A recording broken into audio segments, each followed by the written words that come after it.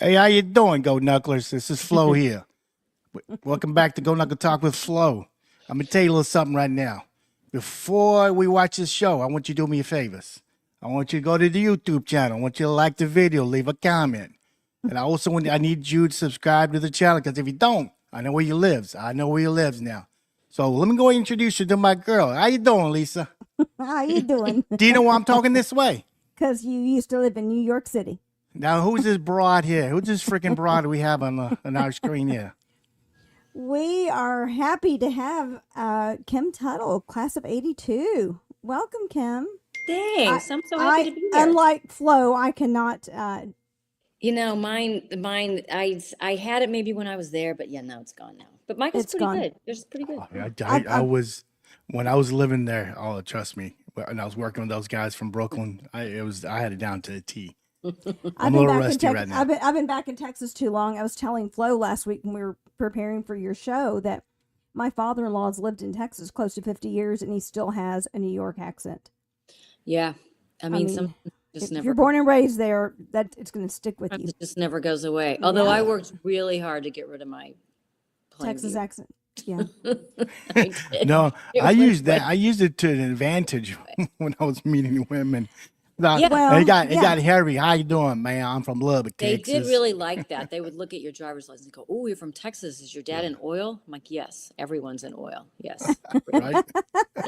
Kim, remind our viewers where you're living now. I live in St. Louis, Missouri. Okay, Hey, St. Louis. Not too far from New York. No, well, yeah, I've kind of Well, lived. it's the Midwest. Yeah, it's the Midwest. I've kind of lived in different Still places, but closer I've been than in St. us. Louis since. But I've been in St. Louis probably since like '98 or something. So a while. Oh, wow. Okay. Yeah, a long while. Yeah. So, Well, before I was going to say ahead. before we start, do you want to go ahead and mention something? Oh, me? Oh, Yeah. yes. The last time I was on, I owe an apology to Scotty Hill. Apparently, I thought all these years that. Sorry, this is my dog Archie. I'm trying to keep. Archie. Hi, Archie. Say hi to everyone, Archie. I accused Scotty of moving my car when we were in high school. Somebody used to move my car. I would come outside and think I was losing my mind. I wouldn't know where my car was.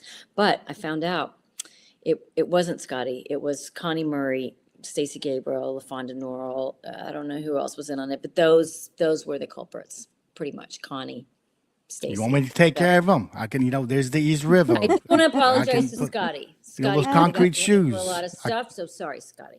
Scotty, I hope you're watching tonight or you will watch later so that you can Yeah. officially get Kim's apology. Yes. So, Only Kim, took 40 plus years. I know. how did right? how did you end up in New York? Tell us about how you ended up there and in the fashion industry. Like, well, Yeah. let's backtrack. Where did you go to college and what did you get your degree in? So I went to tech, and I got a degree in fashion merchandising, Okay. which at that time, which I really wanted to be in design, but I didn't know much about it. And anyway, I thought merchandising would be a better road. So I got a merchandising degree, and at that time it was in the College of Home Economics, which I'm pretty sure is not called that anymore. Back in the olden days.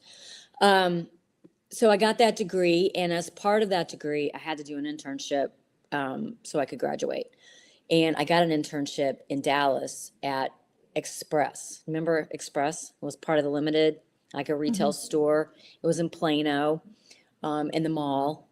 And so I got that's how I started. I went there. I had been in retail for a long time. I worked retail in high school, even, and I think I definitely worked at Works Furniture Store in high school, and then in college I worked retail the whole time I was there. I waited tables and worked retail and did all that. So I was very familiar with that, but that's not where I wanted to go. That's not where that was not my goal. My goal was to be, I don't know, some sort of, manufacturing.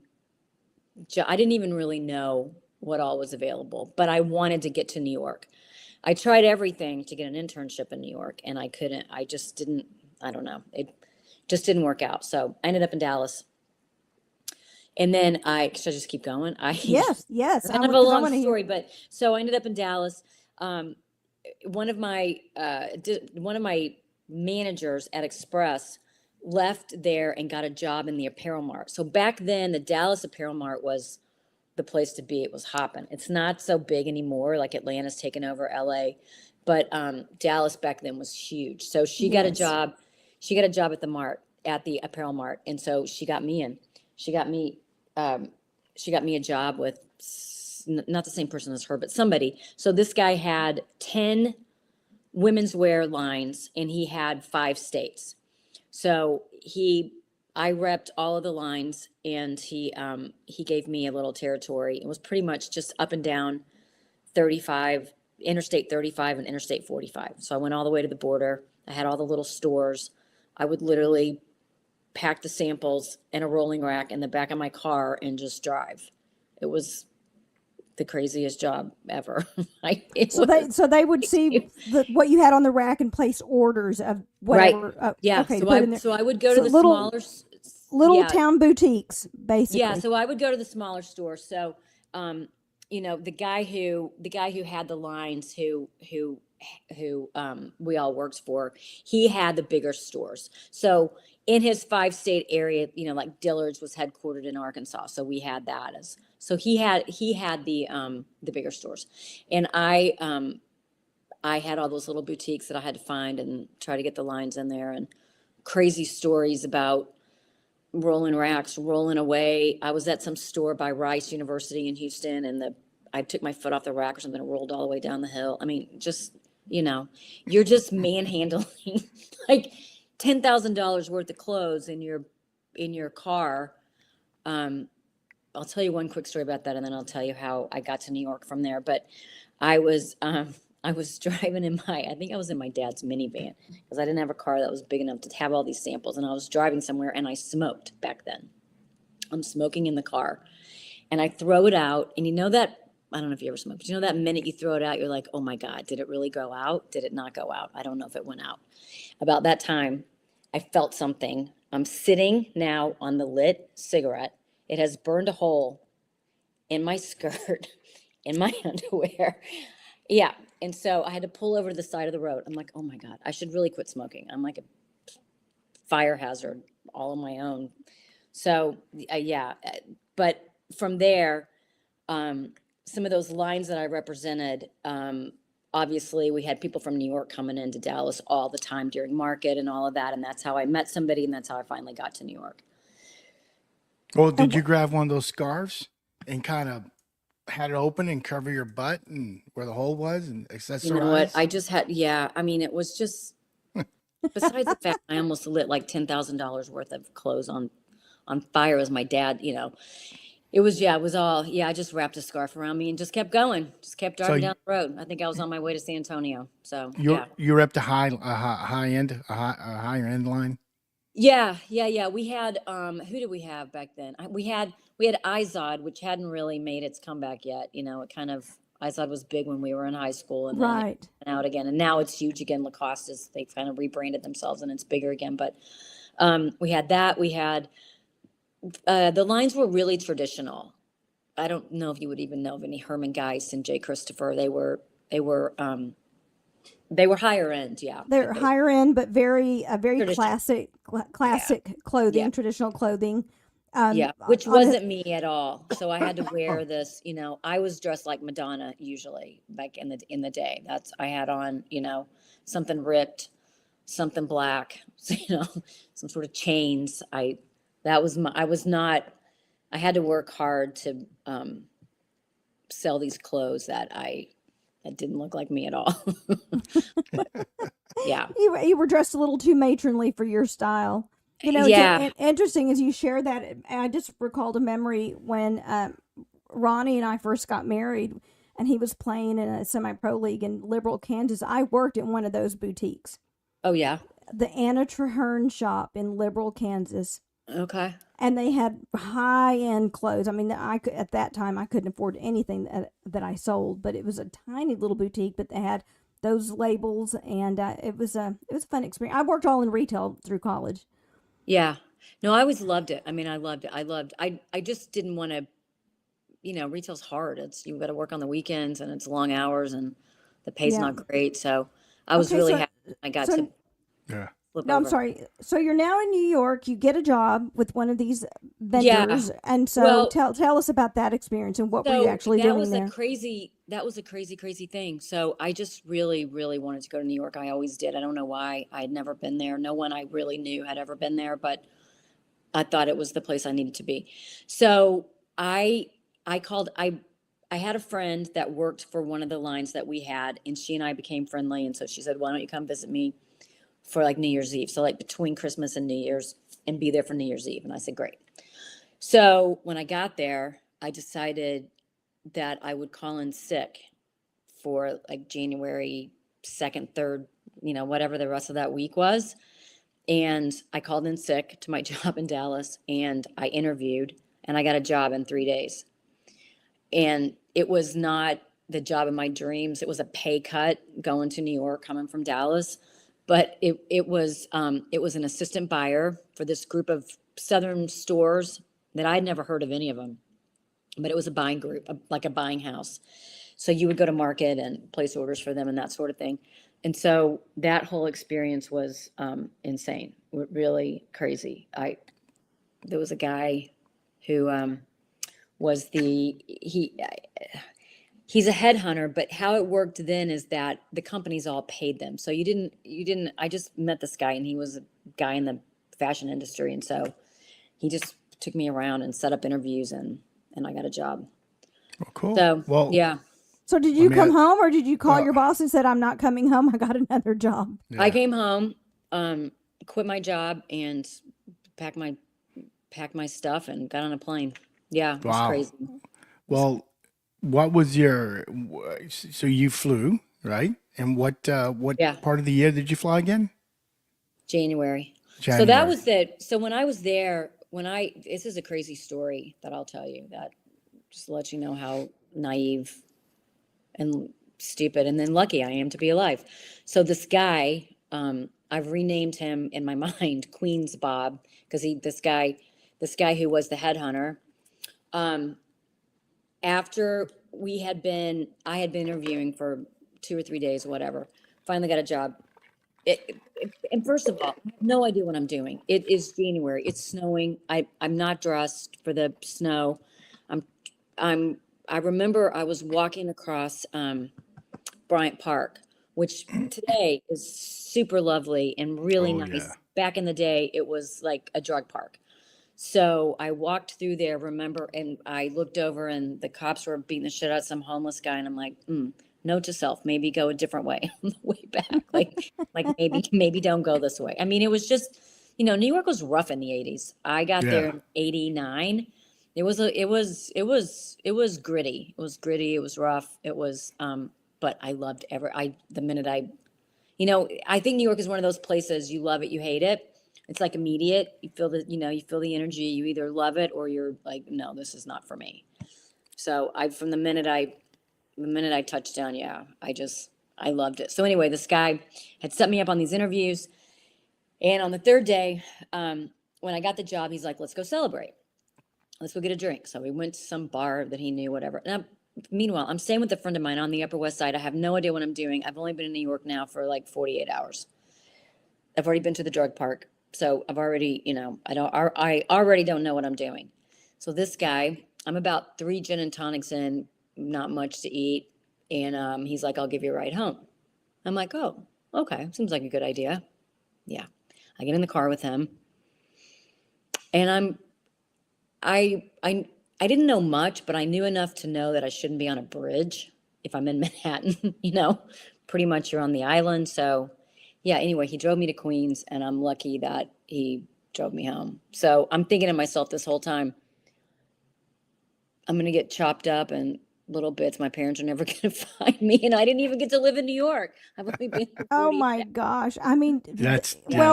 it is just a testament to your naivete. I mean, we grew up very naive. Yeah, when we you're grew you're a up. Texas girl. So I mean, what do you expect from Plainview, Texas? So Right. Yeah.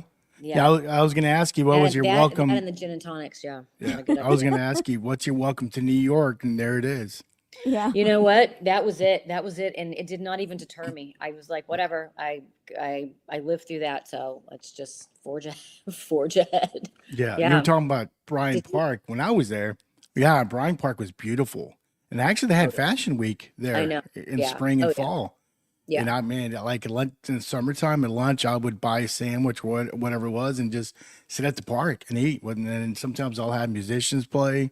So Now it they was set up nice. big, like a huge screen, and they'll play they'll play whenever the tennis tournament's on. I mean, now it's beautiful, Oh but yeah. it was a little rough back in the day. Yeah, that's what I Well, was told that it mm, was like Yeah. if you want something, there's where you go. It's Yeah. weedy and it was pretty bad. And I mean, Times Yeah. Square in the 70s. I mean, they had a lot of uh, what do you call it? Gentlemen's clubs and Oh yeah. So all what? that. So Times Square was all like Disneyfied by the time you got there. Yes, yes, Okay, good. good. It was still the guy with the 3 card shuffle, the peep Oh yeah, show, oh yeah. all that. Oh yeah, you didn't go. Yeah, you didn't go to Times Square. Yeah, Mhm. never, ever, ever. I mean, if What you was your walked there, office? Do you um, remember? yeah, oh yeah. I worked in the buyer's job didn't last very long. I was there 6 months, and then I got a job with one of the vendors that we were working on, so that we were working with. So I got into accessories. So I wasn't on 7th Avenue, which is where, technically the garment district is, because I was an accessory. So I was on 5th Avenue between 37, 38, Excuse me. 37th, Oh, and 38th Street. Yeah. So it was a great, great, great location. It was right across, like there was a huge Lord and Taylor store across the street. The library's at 42nd and 5th, the New York Public Library, which if you haven't been there in a while, it's a really, really cool place to go if you're in New York. I did a tour there last time I was there, which I don't even know they did these, but it was great. so I all was my at friends tell me, because I'm such a bookworm, they tell me, you've got to go to the library, Lisa. Oh yeah. so Oh I yeah. was at 39th Street. On 40th. I'm sorry, 40th between 6th and 7th. Yeah. So Yeah. Yeah. that's Yeah. So we weren't far at I was all. there a couple years ago and I found my office. I'm like, oh, cool. Yeah. Well, I So moved from one company to another one, to a competitor, like during that, after I had been at the other one for like 2 years. And it was literally like 3 buildings down the street. It was the same. I mean, it was all of the scarf houses were on the same. There were only maybe 5 or 6 of them. So they were all kind of in the same place. But what a trip. What a wild place to be. It Just sounds like it. I mean, it's so not, gentrified now. Yeah, it's very gentrified it is. everywhere in New York. It is. So, where did you live? You lived in Queens, you said? No, no, no. I No, always no. I no. always lived in Manhattan. No, that's where You. Bob lived. Oh, that's where Bob That's lived. where Okay. Queens Bob. We Okay. Okay. had to relegate him to Queens. No, I lived a couple different places. So the girl that I originally went to stay with her, and then when I got a job, I moved in with her on Upper West Side. It was on 92nd between Columbus and Amsterdam, which was now, I mean, now it's all gentrified, just like you said, now it is. But back then, Columbus, because of Columbia University, Columbus was good all the way up through like the hundreds. So that part of it was fine. But Amsterdam, above 80, still a little rough. We used to joke, like people selling skateboards and whatnot, like, whatever you want, you can, above 80th on Amsterdam. So that was kind of, so I lived there. And then I lived a couple different places. From there, I moved to the Upper East Side, I think. I lived there for a little while. Didn't really like that. It was too. Did you ever go to the Upper East Side, Michael? It was a little yeah, weird. I mean, yeah, just to the bars up in the West Side. But It I was lived kind in of a college yeah, thing up there, but it was yeah. either super rich. So you had places like Elaine's, like where famous people went to eat, and us urchins would just walk by and press our face against the glass and hope to see somebody famous in there because we couldn't afford to eat in there. And then you had all these college bars where eventually they would stop letting guys in because it would just get so like a frat party, disgusting. So it was a very weird. Upper East Side was Right. not my vibe. Yeah.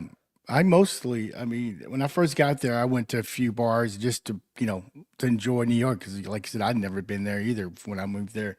But once I lived there a few months, then I found Denim and Diamonds, and I was a country guy. I Ooh, used to love. yeah. I mean, I went to Midnight Rodeos 4, 6 years in a row. I mean, I lived there. And when I found Denim and Diamonds, I didn't go anywhere else. About Saturday nights, I would go there and hang out till 4 o'clock in the morning. I don't remember if maybe it was there. I don't, It was on 47th and Lexington, I think. okay. Oh, yeah. That's that's an interesting area. Yeah, you walk in, you go downstairs, and Yeah. the dance floor is downstairs. So, and it was fun because I wore my hat. I lived in Bay Ridge, which is right across from Staten Island. I was about a few blocks from the Verrazano Bridge. So, if you guys don't know what the Verrazano Bridge, if you watch Saturday Night Fever, the scene where the guys are playing on the bridge, John Travolta and those guys, and one guy fell off, that's the Verrazano. So I live off of there, and I would take the subway, and I would walk, and then, New York, they did have huge blocks. So I would walk from my apartment to the subway, and of course I'm wearing my hat, my starched jeans, and they get all these people saying shit when I was just walking. Hey, where's your horse, cowboy? But I would get in the subway. But it got you a lot of attention, which is also. It did. It got me, and it got to the subway, and then on the way back, I took a car service. I wasn't going to get in the subway like at 2, 3 o'clock in the morning. So. Oh no, I got a really funny subway story. Tell us. I was going to go there next. I lived in Manhattan, so I limited myself to the trains. Like there when I lived there. There were more trains then, but I didn't want to confuse myself. So there was the 1, 2, 3 on the west side, 4, 5, 6 on the east side, and they just go up and down, north and south, up and down. So you can get pretty much anywhere you want to go, and then you just walk across. So I never got on any letter trains. I never, I'm just staying on the 1, 2, 3, 4, 5, 6 to make my life easy. So I had just broken up with a boyfriend, and I'm walking out of happy hour with some friends, and it starts snowing, and it's that heavy. It's not that beautiful Colorado snow, it's this wet, heavy, it's gross. And I have on my cowboy boots because that's what I lived in. That was my uniform for 2 years. I had black leggings, black cowboy boots, and some sort of a blazer, like every day of my life when I lived there. That's what I wore to work, which I'm sure people thought was ridiculous. But so anyway, I'm trying to get a cab, but of course it's snowing, so everyone's trying to get a cab. So I'm like, oh, fuck, I'll just walk to the train. So I walked to the subway. And oh, by the way, for work, I had 2 huge shopping bags full of like these little tiny gifts. I forget what they were, but they were like something small. But I had 2 giant like 2 Macy's, shopping bags full of these things. So I finally just decided I'm not going to get a cab. So by now I'm like soaking wet. So, and I have my cowboy boots on. So I get on the train finally. And when I stepped onto the train, I guess I had ice on my boot or something. Anyway, I slipped and I ended up like on my back on the train, and the things went everywhere and all this stuff. And I'm like, oh, so I'm already having like a really bad day. I'm in the middle of this breakup and I couldn't get a cab, and now I'm all wet. So and on the ground. Yes, and now I'm on the ground. In the subway, in the car. I'm on the train. I'm on the train. Okay. And so it's not very crowded because it's kind of late at night. It's a little later. And so I look up, and honest to God, this like the most beautiful man I've ever seen in my life. He has sort of like a cape thing on. I don't know. He just stood over me. And he's like, "Can I help you?" I'm like, "Yes, please help me." So he helped me up. He gathered all my things. He was so nice. And I'm like, oh my God. So this is the people, there are some nice people in New York. They're very rare. Yeah. I mean, I was just thanking my lucky stars. And so we were about to get off on my stop, and he's like, "Is this your stop?" And I said, "Yeah." And he goes, "I'm going to meet some friends." He goes, "You look like you could use a drink. I'm going to go meet some friends at a bar." And it was right in my neighborhood. And he's like, "Well, do you want to come?" And I'm like, "You know what? I do want to come. I do want to go. Yeah, why not?" So also thinking to myself, this is also crazy. So I keep asking him about this bar because I'm like, this bar is it is literally in my neighborhood, and he says the name of it. I'm not familiar. I keep asking him. He's kind of dodgy about it. He doesn't want to answer my questions or whatever. But I'm like, okay. So we get in there. Yeah, it's a gay bar. Yeah, I'm like, really, dude. That's why he was pretty. I know. I'm like, why? Why does the nicest and the best looking guy have to be gay? And I was looking around in this bar, and I'm like, oh, yeah. Well, at least you knew you were safe. You know what? Yeah, and I met some really nice people that I hung out with the rest of the time I was there, so it was great. Yeah, it was. Well, it's lucky you didn't fall in the stairs going down, in the subway, because that's where all the homeless people take a piss. That's all. I'm telling you, when you first walk in, they yearn, especially if it rains. It's strong. That's when disgusting. I went back there after Rudy got elected, Giuliani, I went to Penn Station, and I'm like, where did they go? I don't know where all the homeless people went. I don't know what he did with them. They were literally East River. I'm telling you, there were none. I know there were none. I know they're in the river. Yeah. Well, I love that story. I mean, sometimes those serendipitous things happen, and you end up making friends that you would have never met had you not fallen. No, but I mean, when I tell my friends, I'm like, I thought I was getting picked up, and not so much. Yeah, see, I was lucky. Damn. Only me.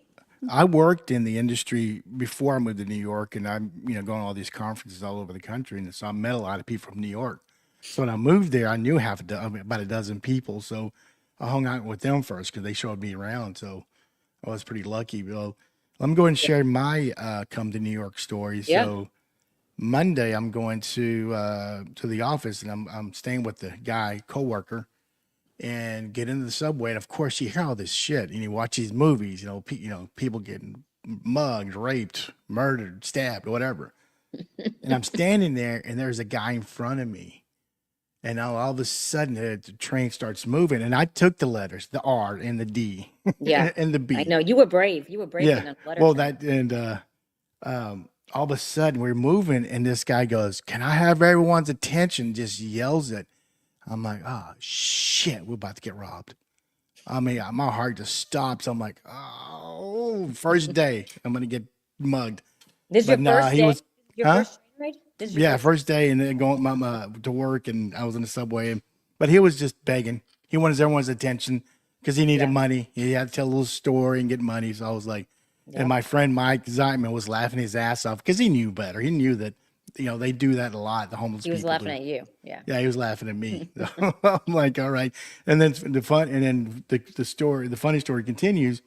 So these guys, my boss, Mike and I'm saying Ira and Bill, owners, straight out of Brooklyn.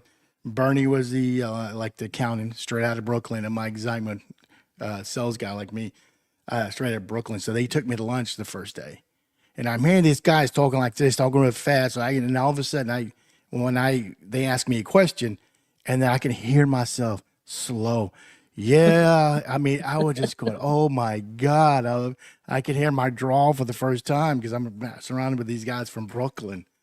It was sad. I mean, the first time I went to a deli, tried to order a sandwich for lunch, I just was looking at the board, and the guy's screaming next, and I don't really know what that means. And so I literally had to go to the back of the line like twice because I couldn't tell him what I wanted fast enough. I'm like, oh my God, I'm not even going to be able to order a sandwich. And these sandwiches can feed you a week. I know. I mean, they're like $10-12, but it was piled in meat. Same thing with the bagels. It's like, hey, I didn't like cream cheese, so I said, can I have a butter? And I had like a 2-inch thick of butter. Yeah. So I would say, can I have very little butter? Okay, maybe 1.5 inches. I'm like, dude. Butter. So, butter. I mean, back then, yeah. Oh, wow. And the same thing with the cream cheese. Thing. It's like I remember the week I was leaving, I lived across the street from a bodega, which is just a little grocery store, they always have a little deli in there. And anywhere you go, I mean, there was like the best meatball sandwich I ever had in my life at that bodega. And I was sad. I'm like, I'm never going to have that meatball sandwich again. And it was really, really good. And back then you could get anything you wanted delivered. before Oh yeah, DoorDash, that's right. before any of Yes. that, there was the last place I lived, which was on Murray Hill, 28th and 3rd, I think. There was like a Greek, a little Greek deli thing. And they would, honest to God, they would bring you, like in the morning, I'd call and they'd bring me an omelet, or at night they'd stop and get you a 6-pack of beer on their way, or a pack of cigarettes, or whatever I mean, it was just, you could just Are get you anything. kidding me? You could get Yeah. anything in the world delivered. And there was no huge fee. I mean, There was it no wasn't. fee. No. Maybe you gave the guy a buck when he got there. Maybe that was Yeah. it. And I remember a friend of mine who had grown up on Long Island. Her father worked in the city, and he had an account at one of the liquor stores. So we would just order up all the liquor, and then they would just all get delivered to her to her father's apartment. I mean, it was just great. Back before Yeah. anything, you could just get anything. I mean, you could call up Blockbuster. They would bring you DVDs. They would deliver anything. Yeah, because you got to think about it. No one, you can't afford a car in the city or in the boroughs. It's too expensive to park. Insurance is outrageous. That's why not many people from the boroughs don't get licensed till like their mid-20s Oh no. because they don't need it because No. they take the subway or take a cab or car Wow. service. That And was so- did you have to get a license while you were in New York? Did you get Yeah, I had to switch my. When I first you moved go to here, the DMV? I'm sorry.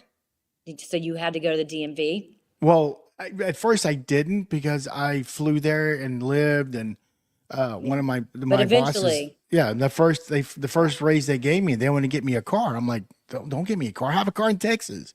I'll fly and get it, and it was a stick shift mistake. Yeah, you Mistake. don't- Oh my gosh! Yeah. No. So they there's paid nowhere to for my, park. huh? I mean, there's nowhere to park. No, well, I was living in Bay Ridge, so so they paid for my insurance and my monthly payment. So I was pretty cool. But in the boroughs, I don't know about the city, they have what's called alternate parking. So you can only park on two sides one night. And then you got to 'Cause the move your next car in day, the morning. You they- got to they're gonna- get up at you got to Yeah, they're gonna sweep the streets. Yeah. So the next day you can park on the other two streets. And I'm sitting there like about 11 o'clock, trying to going to bed, and it's 3 degrees outside. And then I'm like, fuck, I forgot to move my car. because they'll So tow it. I got to move my car, and then I got to go 4 blocks down the road Oh In no. the snow. in the snow. Yeah. We used to do the same thing. We used to drive my roommate's car. We just get lazy. We didn't want to take the train back from wherever we were, on the island or whatever.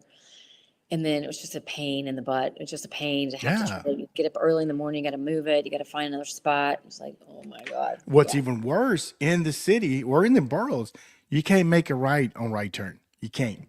A right So- on red, you mean? I mean, right on red. My bad. Yeah, right on red. You can't. It's against the law. So you're sitting there making right turn, and of course, there's about 1,000 people crossing the street, and they're not going to let you in. So if you see a little gap, I never drove.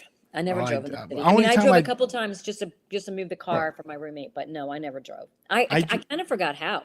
Yeah. Honestly, after 3.5 years, I moved back to Dallas. I almost killed myself numerous Yeah. times trying to merge onto the highway. I'm Oh like, my Well, gosh! the Were you reason I drove- terrified to drive after yeah, that? yes, I was terrified, and everyone in the car with me also terrified. oh yeah, because you're on this side, and then all of a sudden, 5 lanes down, it comes a cab. Boom, cutting Oh, yeah. across you, and literally, they don't give a shit. They didn't. They don't. No, the reason they got me a car because they got into trading cars, selling sports cards and sports memorabilia. So I was a guy that was going to these stupid shows on the weekends, around the tri-state area. Yeah. And so I had to have a car, and I hate driving in the city in that stick shift. Hated it. No, that's a lot. That's a Yeah, lot. it sucked. Yeah. Yeah. It, sucked. it would not be fun. I live near there, but I never went there except for once that I flew in thinking because I was going to the middle of nowhere in the Poconos, Oh, and yeah. I flew into New York, and I can't remember which airport. And by Probably the time LaGuardia I or JFK. by the time I got out of there, I was in tears and shaking like a leaf. Oh my God! I was Because Yeah. it's just So I called and I said, "Can I please return my card in Scranton?" And so I don't have to drive it back. No, I had to drive it back. Oh, you did? Yes, Yeah, I no. did. Driving Yeah. there is it's no joke. It's not for the Well, faint. especially if you don't know your way around. I'd never been there. It was just absolutely terrifying. You So also how long were you there? Every street's a one way. About 3.5 years. Yeah. Yeah. You also got to look for those messenger bicycle guys.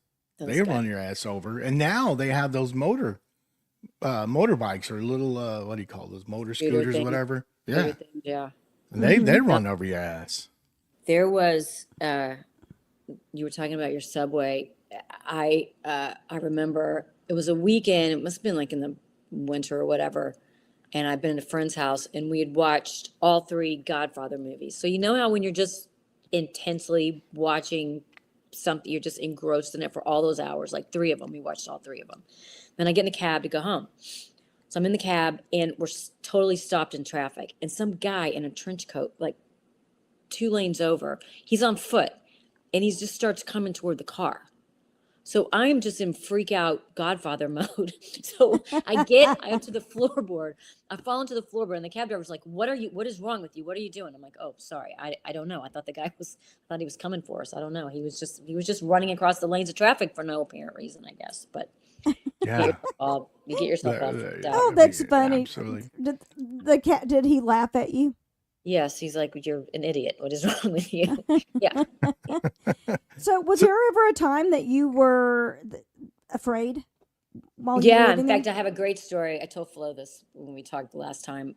My sister Carrie came to visit, and I was still living on the Upper West Side, and I worked, as I told you, on Fifth Avenue between 37, 38. So that's a pretty long way from 92nd to 35 or 6, whatever. But we had nothing else to do. It was a super nice day, so we decided to walk. So we were walking, and I was kind of showing the neighborhoods, whatever, not really paying attention. So we got around that Hell's Kitchen, bordering on Times Square area, which was at that time really rough. Now you can't. Now it's like a beautiful part of the city, but it was a little rough. And there was a guy who he seemed like he probably had some mental health issues, and he was kind of yelling in the air, but he started following us. And so we didn't really know what to do. And it's all my fault because I'm like, I wasn't paying attention where we were going. And out of nowhere, I don't know if you guys remember these guys. Remember the Guardian Angels? They all wore the red berets, and they wore red vest, and they usually had dreadlocks, and they had all these pins on their things, and they were sort of like vigilantes. So this Guardian Angel came out of nowhere and swooped us up. I got between us, arms around us, and walked us around. He's like, what are you doing? I'm like, I don't know. It's my fault. I just wasn't paying attention. He's like, okay, well, turn here and here and here, and don't come back to this neighborhood. We're like, okay, thank you. Yeah, he just totally saved us. Yeah. Was Carrie freaked out? Yeah, totally. Yes. Yeah, I can imagine. He's like, oh my God. Yeah. Yeah. I mean, it's just, there were, you go now, but that's just what it was. That's all you knew. That's how it, you just knew places that you just didn't go. I mean, to this day, every large city in the U.S. has areas that you don't go into. I lived in San Francisco, and Did you? San Francisco's a great city. I love San Francisco. I lived there twice, and I don't even remember where I was in the city, but I gave a homeless guy just the change that I had in my pocket, which is all I had, and that wasn't enough, and he pulled a knife out on me. And I was with some friends, and all I said was run, because he was going to stab me. Yeah, and so he started chasing us. Well, it just so happened that a cab had been coming down the street and had seen the whole thing happen, and pulls up right up to us and says, "Get in." Oh my gosh. But my That's heart was crazy. coming out of my chest. Yeah, when he pulled that That's crazy. switchblade. I mean, I'm just lucky that I wasn't standing close enough that he could just That he could have just sliced you. me. Yeah. I mean, Yeah. it scared the absolute crap out of me. Wow. And I was a little intoxicated, but I got sober really fast. Oh no, yeah, totally. Yeah. Well, I had something happen to me here in St. Louis, and I always tell the story. Like, I lived in New York, I lived in Chicago too. Nothing ever happened there, but in St. Louis, I was coming out of a bar with a friend. It was about 10 o'clock on a Saturday night, and we were walking a block. My friend's a big guy, like 6'2", and this guy passed us, and he's like, "Hey man," and my friend's like, "Hey man," and so I just thought my friend knew him. So he turns back around, pulls a gun on us, like he rips my purse off my shoulder, And my friend just keeps saying to him, "Don't shoot her." And I'm like, "Would you stop giving him like to stop talking?" I'm like, "Don't give him any ideas." But it was the craziest It's thing. like, We shut didn't the have fuck it. up. We gave him the money and I still was holding my car keys. We were right in front of my car, but he took everything else, and it was crazy. We went to lineups and all kinds of things, and of course never. Well, Yeah. hey, Oh, that's go back frightening. to New York. What's some of the Right. cool restaurants you went to? Oh God, I don't remember. There was just every place you went was great. We used to go to a place called Disco Sushi where they played disco music and drink sake and have sushi, and it was always the same. The thing I was going to say earlier, the thing that people don't realize if you haven't spent a lot of time in New York is that it really, like, wherever you live is like a neighborhood. So you had in your neighborhood, you had like a cheese shop, and you had a local bar, and you got to know people there. But so where I worked on one of the side streets, maybe it was like 36th, there was a pizza place, but they did breakfast. So these places all did everything. They were pizza, but then they would make you a breakfast sandwich in the morning. So these guys, because I walked there every single day for 3 years, they would see me in the window, and they would put my ham and cheese on a roll, like before I even walked in the door. They knew my name. I mean, so it was really kind of amazing that in a city that big, you really felt like you got to know people because you were in your little microcosm of your neighborhood. I was just about to say you were in a little microcosm in a Yeah. neighborhood, and you Yeah. took the words Yeah. right out of my mouth. Yeah. Yeah, for There sure. was But that's one of the things that makes New York City what it is. yeah. Because you were saying, like, you have a dry cleaner, you have a bodega, you have a liquor store, Yeah, all that. But we used to go to this really cool place called, I don't know if it's still there or not. It's called Il Vagabondo. And it was a old school Italian place. Walked down some steps. It was on like in the 60s somewhere on the east side, maybe 61st. But the thing that was so unique about it is that it had a bocce ball court in the middle of the restaurant. No. Nice. Yeah, so you would go in there. There were no menus. Some old Italian guy would walk over to your table and go, "We got veal, we got spaghetti," and he would just look at you, and you would go veal. I mean, you had to make it like that. Those are your only choices. He would just read to you what it was on there, and he would look at you until you told him something. But at any given time, you could walk in there, and Tommy Lasorda would be there, Raleigh Massimino, the Big East coaches that were all Italian at that time. Like Raleigh Massimino was the Villanova coach, I think. And there were just all these people that were hanging out at the bar in there. But it was just a really cool, and then you could play bocce ball. It was just really cool. Really Was it cool. Did you ever go to Lucky Chang's, a Chinese restaurant? No, what's it called? Lucky Chang's. No. My boss and my bosses took me there, and I'm sitting there, and I see all these beautiful women, waitresses. Like, everyone's gorgeous. Yeah. Until they say, "Look very close." Like, what are you talking about? Look very close. They all had Adam's apples. You were at drag. You were at drag Chinese, which is always fun, like a drag brunch. I'm always Yes, I love for it. sure. I love a good drag. I love that. And there was another place called what's the name of it? Can't even remember. You got anything else, Lisa? I'm sorry, I didn't mean to cut you off, but there was another place I love going to. Well, think about it while I ask him. So, how did you find this Italian place? Somebody told you about it? You just happened to stumble Yeah, a in? friend of mine. Yeah. I think the guy I was dating at the time. Yeah, he.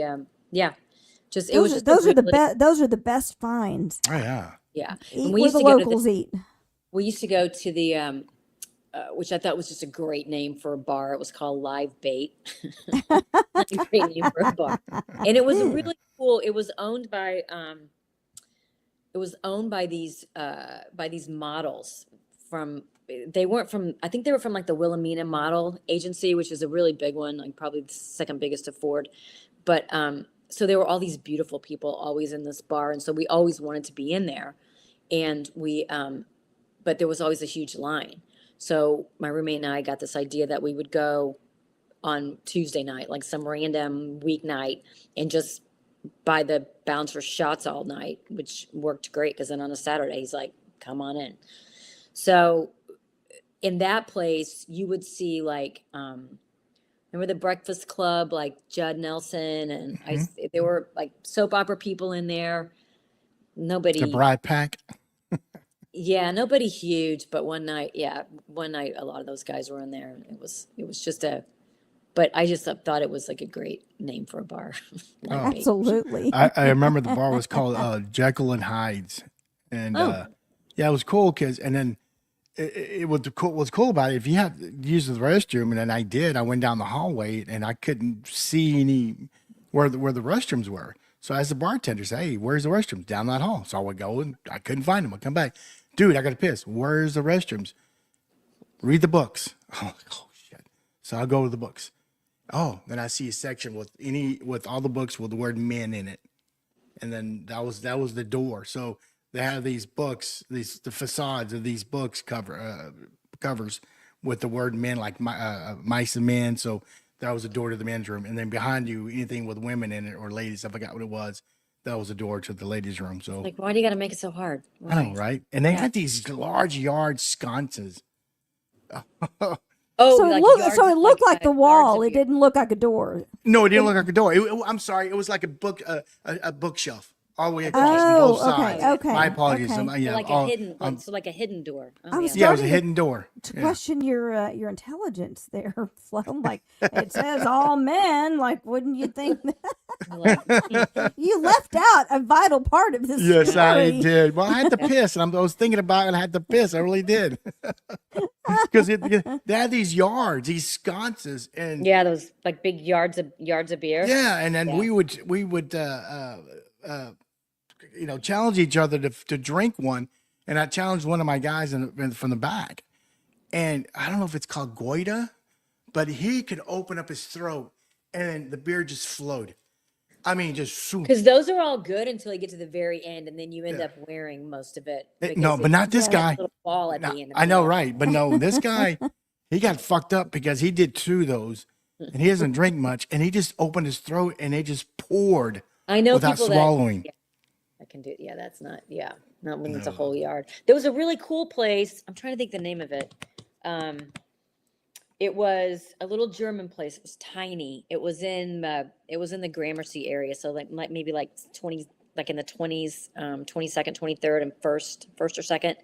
But at Christmas time, they did these insane decorations. I mean, it was not one service that wasn't covered, and it was just the coolest place. I mean, it was. The name will come to me in just a second. But my friend and I. A friend from Chicago, I didn't live there, but after 9/11, we'd already scheduled a trip back to New York in December of 2011. And so we went, and they were still putting water on the pile. And it was really it was something. It was unbelievable. And all the posters were still on the fence at the church, with missing and all that. And so after that, we decided we needed a drink. So we went to this little German place, and it was all done up for Christmas. And it was early, like 3:00 in the afternoon, and we're the only people in there. And this guy came up to us and said, "Can I take your picture?" And we're like, "I guess, like, that seems weird. Why?" Anyway, we were on, do you remember Time Out magazine? I think they still have them, where in every city they have Time Out, so they show you where to go and things to do. So we were in the Time Out magazine because we were in that little German bar, but Right place, right time. right, we were just Cool. it was just a weird time because of it was crazy times. So I don't know if when we talked on Sunday, was it Sunday or Monday? Sunday, right? Monday. Sunday, yeah. I worked for Lewis Textiles, and we sold silk fabrics to the designers. And I'd mentioned that our 2 big designers were Ann Klein and Ellen Tracy. Yeah. Well, one of them gave us tickets for the fall and the spring and the fall Fashion Week. So I was able to go to a runway, That's so cool. and I'm gonna go ahead and bring up these Super 90 models. Do you remember them? Oh my Oh gosh. my God. Look at Linda all of them. Evangelista, Helena There you go. Yeah, Christensen. yeah. I mean, these Christy Claudia Turlington. Naomi. Schaefer, Yeah, they're all there. they were there, and here's this kid from Plainview, Texas, going, Wow. I know. and It's then this one here, cool. Christy Turlington, we almost kissed, and What? we were in, we had a Really? meeting with Ralph Lauren, Lauren designers, and we were leaving, and I was exiting the elevator, and we nearly bumped lips. And the funny part though is, me and my That's boss took about 7 or 8 steps, and I looked at him like, oh, fuck, it's Christy Tarleton. I'm like, should've damn it, I stayed. should have just gone, oh, sorry. That would have been assault, Michael. Well, it was an accident. I mean, we almost bumped. Yeah, she's married to Ed Burns, that actor. So, but no, I was very lucky, and it was pretty cool. I was like, oh wow, I was pinching myself watching these women supermodels. That's amazing. Yeah, We had when we did scarves, we had the license rights to both of those. We had the license rights to Ellen Tracy and also to Anne Klein. It's funny. yeah. But I looked up one day and Oscar de la Renta was in our showroom. And I was like, what? I mean, to Yeah. me, it was like some sort of royalty just walked in. I think he handed me a piece of trash and wanted me to throw it away. And I'm like, yes. Oh, Yes. Give did me all you your like rubbish. hey, did you like those sample cells in the fall? Yeah. Did you ever? Yeah. You Oh, would yeah. explain everyone what sample cells are? Oh, yeah, it's just they make the clothes to show for Fashion Week. So everybody has I mean, we only had accessories and scarves and all that, but if you're doing clothes, you have to make a whole set of the clothes, 2 or 3 sets usually, of the line to show to buyers when they come to market. And then at the end, you can't sell them retail. So they just have these huge sample cells where you can go and get these amazing designer clothes for nothing. You do have to be a certain size. Yeah. Yeah. Like those girls Yeah. you show. Yeah. Not Yeah, many I people bought a are nice. that size. Tall and this big around. Yeah, not many people are that size. But if Yes, you're lucky 'cause enough. If yeah. I recall, But the you were not shoes- very tall. No, No. I know we're not very tall. But the shoes were the sample size shoes are like 6.5, 7. So I was good Yeah. there. I was I good. bought this nice like outdoor jacket for like $40, and then I think it retailed for like $700. So it was like sweet. Oh yeah. Yeah. And then my no, it's second good. ex-wife threw it away, bitch. I Hate went it, to. hate it when that happens. I lived in Salt Lake City, and Eddie Bauer used to do a big, giant sample sale at the convention center. Oh yeah. Because it's big. There's numerous ski resorts there, and that Yeah. was quite an experience. Oh yeah. Salt and- Lake City's cool. Yeah, I love Salt Lake City. I'm going to share just a very short story because I think you'll Yeah. get a kick out of this. So Yeah. I'd moved to Salt Lake City sight unseen, and so I didn't know anything about Mormon culture. Mm. And so I'm in the sample cell, and they said the best way to approach this is to get as much as you can carry and get in line, because the lines are so long into the dressing room, which was a one big giant tent that they hung like, Target or Kmart type little cheap mirrors all the way around and put a bench. So they had one for the men and one for the women. Well, my then husband was like, don't take long, hurry up. So I took off everything, and I had on thong panties and no bra. And I'm just I'm in the zone because I've got to hurry. I've got so much clothes, and I moved there. I had no winter clothes, so I knew I needed to buy a lot of stuff. And I'm hearing all these people like, oh my heck, oh my word. I mean, there's commotion, and I'm oblivious to it. I turn around, and everybody is exiting. And the people that aren't exiting, that are still trying on, they're wearing their Mormon garments. Mm. And me in my Texas accent said, what the hell are y'all wearing? I mean, And I cleared the tent. First of all, I'm Nice. indecent to them. Everybody left but one lady. And I said, can you just explain to me what has occurred here? Because I just rolled into town yesterday. And that's a whole different That's a whole different animal. Yeah, so I grabbed my stuff and, walked out and looked at my husband. I said, "Let's go now. Let's go right now. Let's Yeah, walk out of here." that's Yeah, fun. I caused quite a commotion. Yeah, that was that sounds like what they used to have in Filene's basement. Did you ever go to a Filene's basement? They had those like Maybe. they had some in New York. They were just it was like a TJ Maxx on steroids. But everybody was just in this one room, just naked, trying on clothes, and didn't really. But no one was offended, so Yeah. that was And I'm good. thinking to myself, we're all women. It's just a body.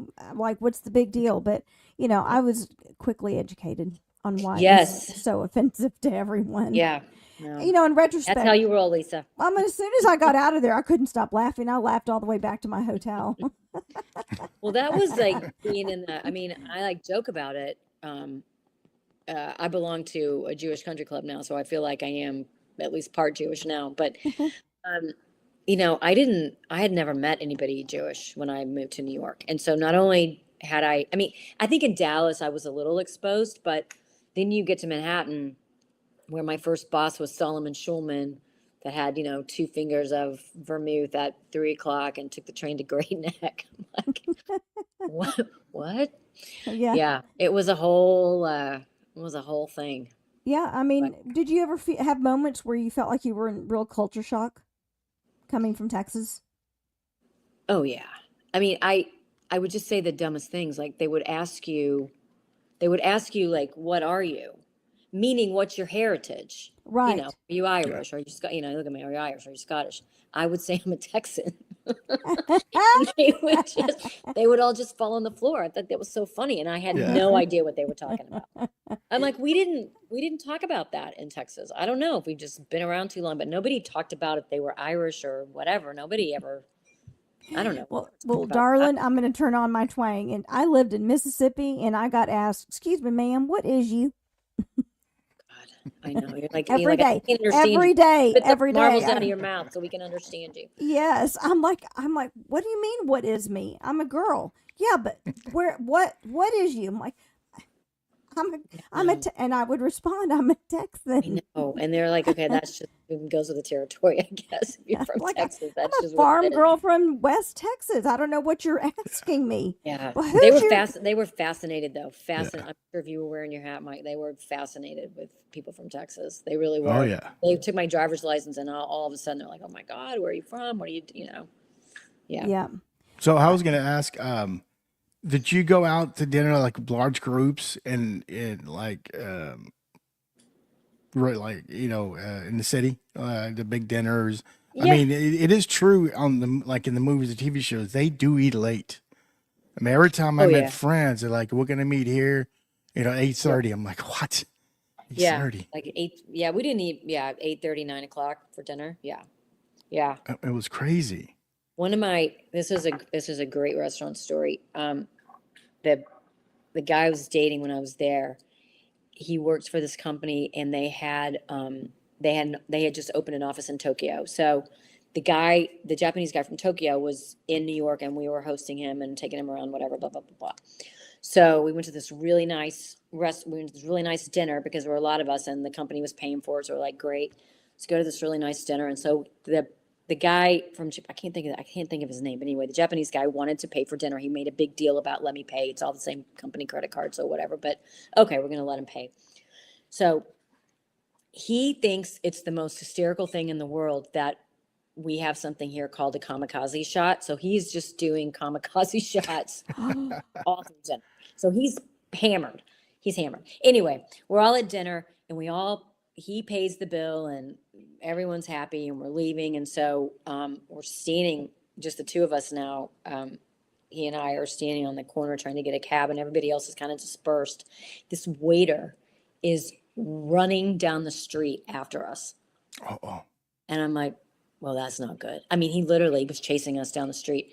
And the guy didn't tip him. It's not customary in Japan to leave a tip. And this was a huge bill.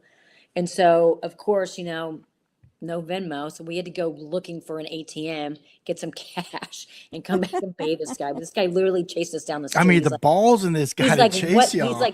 He's like, what the hell, man? This was probably $1,000 dinner, back then. That's a So lot that of was a money. lot of money that he was going to get stiffed. And he's like, I'm not having it. I'm like, Yeah. oh my God, they really do chase you down in New York if you don't pay. Hell, They I would chase have your chased. ass I down would the have chased somebody down too. I I know. Well, don't blame him.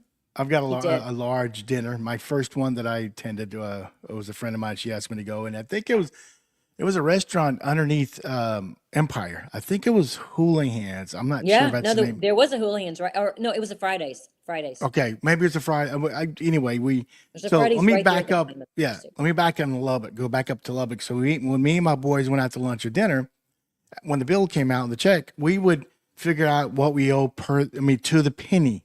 Okay, I had this. I had Oh, this you're many one of beers those. with tax. Yeah, we were. I mean, to the penny. So I get to my first dinner in New York, and I'm sitting there looking at the menu. I'm like, shit, the cheapest thing is $25-$30 for a burger and fries.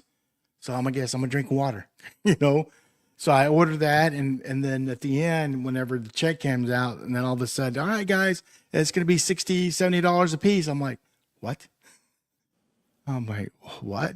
Yeah. It's just No, divided by. They just divided by the number of people. I'm like, Yep, and you so learned every to, time- to so order every time something I better.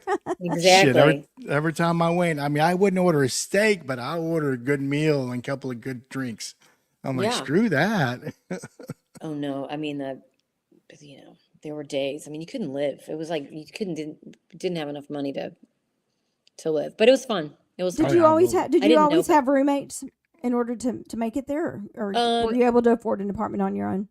Well, I lived just for about 6 months in this apartment on the Upper East Side by myself, and I really hated it. So, but then then I talked to one of my friends from college. She was a flight attendant, and she was living with like 10 girls in Queens. And I talked her into this. I said, listen, come and live in Manhattan with me.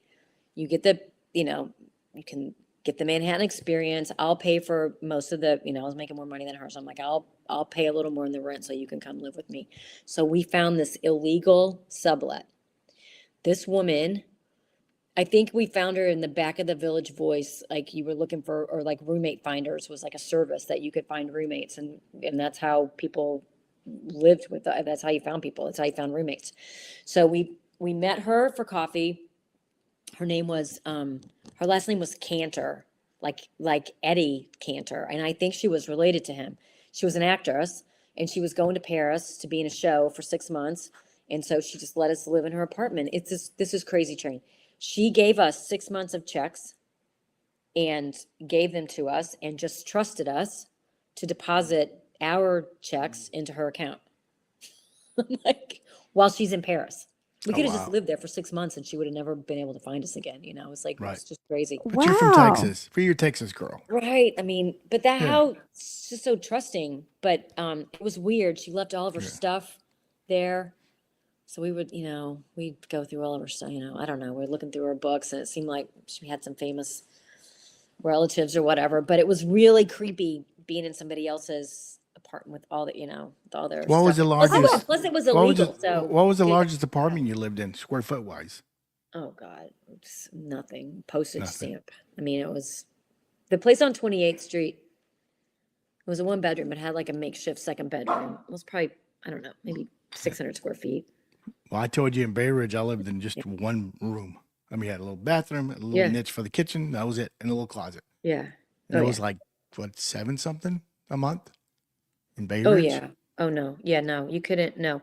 The only way we made it work, the first place I lived on the Upper West Side with my friend who I had moved there from Dallas with, she had this rent controlled apartment, which is a great thing in New York. They Sweet, have yes. these Yes. apartments. Yes. This apartment was on the 5th floor walk up, but we had roof access. It was a really, really cool apartment. Big, 2-story. And so when I moved in, there were 3 of us that lived there. I was the 3rd person in and I paid a certain amount. Well, when the other girl left, Jude had this deal that she was rolling on, and she's like, listen, here's what happens. You're the last one in, you pay more. So she's like, what do you want to pay? So I told her, and she's like, here's what I'm going to pay. So the new girl's going to pay more. So that's how you just kept it going. You would just, whoever came in last had to pay Had to pay more. Damn. Oh, did you ever go to the Hamptons? Yeah, once. Yeah, I was invited a few Once or times, twice, yeah. and I Yeah. kicked myself in the ass. But the thing was, Yeah. when you went, there was like 30 people to a house. And you can only get like a half, just it was a pain. Plus the traffic to get there was just, ugh. Yeah. But I wish I would have gone once at least, but I never did. Yeah. Oh, well, that's because I used to tell people, I'm like, the only people here in the summer are me and the people who, want to do bad things to you. Like, they're like everybody else gets out. Everyone else gets out of the city. Exactly. No one's in the city. It's hot. It's gross. It's miserable. It smells. All right. The poor and the criminals. Yes, that's it. And the druggies all stay in the city. Yeah, and me. Yeah. In the summer. That was it. Exactly. I know now the big thing is everybody's moving out to Hudson Valley. Oh yeah. Oh, it's beautiful. Yeah, during COVID it just exploded. It's beautiful. I hadn't been there. There's a place there that a friend of mine and I go to take some workshops and things, and it's right in one of those little towns right on the Hudson. And taking the train from Penn Station, the train goes all along the river. It is absolutely stunning. I mean, you would not even believe, like literally 10 minutes, 15, maybe 30 minutes outside of New York, you're in this incredible environment. I've been near there, but not in Hudson Valley proper until 2 years ago. One of my young clients got married there, and oh my God, she got married at the Edith Wharton house. I mean, it was just so gorgeous there. Yeah. I mean, it really is. It's unbelievable. All these little tiny towns that are really cool. Yeah. Very cool. So was it hard to make friends, or did you just make friends from all these serendipitous occurrences? I had some friends from work. I didn't really keep in touch with anybody. The girl that I first moved there with, she and I kind of had a falling out. So I didn't really keep in touch with her. And then I dated somebody while I was there. So kind of through his friends, and then just work, and then you just meet people through work, really. So, why did you leave for another job opportunity? No, it just got hard. I think I probably broke up with him, and it's just a hard place. I always kind of look back and think I wish I would have stayed. I wish I would have stuck it out a couple more years. Mm-hmm. But it's a hard place to live. Everything's, as you know, Flo. Everything's hard. Everything's. I mean, I would have stayed if I didn't get married to my first ex-wife. I would have stayed longer, absolutely, because I was telling you I was breaking into the manufacturers. I was getting more appointments and designers. So, but I had to get married and move back to Texas. I didn't want to raise any kids there in New York. That's the main reason. Yeah, why. I would have stayed. I just found it.